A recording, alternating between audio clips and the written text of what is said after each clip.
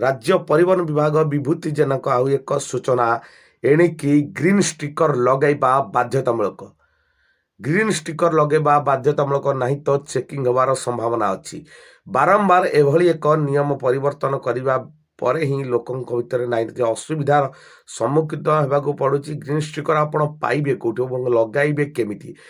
जो मानकर भोटर परिचय पत्र एवं पॉल्यूशन सर्टिफिकेट अच्छी ये दुई देखे ये दुईटी प्रमाण पत्र देखा सारा पर ही आपण ग्रीन स्टिकर पाइबे और ग्रीन स्टिकर पाइबा पर ही आपण गाड़ी में लगे बाध्यतामूलक नहीं तो आपण गाड़ी में चालान कटिपे एवं सीज हो पारे आपण गाड़ीटा सकाळ बड़ खबर निज मत प्रकाश करी राज्य परिवहन विभाग मंत्री राज्य परिवहन विभाग मंत्री विभूति जेना पॉल्यूशन सर्टिफिकेट पर ग्रीन स्टिकर रो आवश्यकता मध्य रही।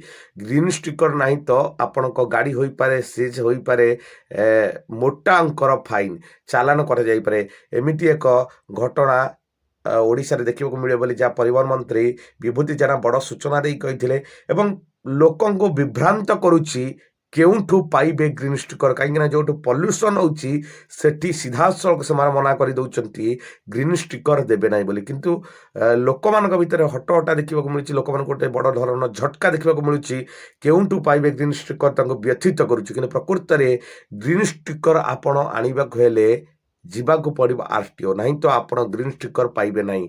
लोकाल रे कहीं भी आपन को देबे नहीं ग्रीन स्टिकर ही आप पाइबा गले आपण आरटीओ ऑफिस को जीवाक पड़ो ना आपण लोकाल आरटीओ जो भी बाहर से माने बाहर करि पारिबे आरटीओ ऑफिस रे ही आपण ग्रीन स्टिकर पाइबे एवं आपणकर संपूर्ण भाव में पॉल्यूशन सर्टिफिकेट पाई सारिबा परे ही आपण ग्रीन स्टिकर पाइबे। डॉक्यूमेंट आकार रे आपण पॉल्यूशन सर्टिफिकेट भोटर परिचय पत्र देखला परे ही आपण ग्रीन स्टिकर मिल जहाँ कहुच्छी कि जनवरी 10 तारिख ग्रीन स्टिकर लगेगा बाध्यतामूलक जहाँ परिवहन मंत्री बड़ सूचना थिला। सकाळ बड़ खबर सकाळ लाटेस्ट अपडेट।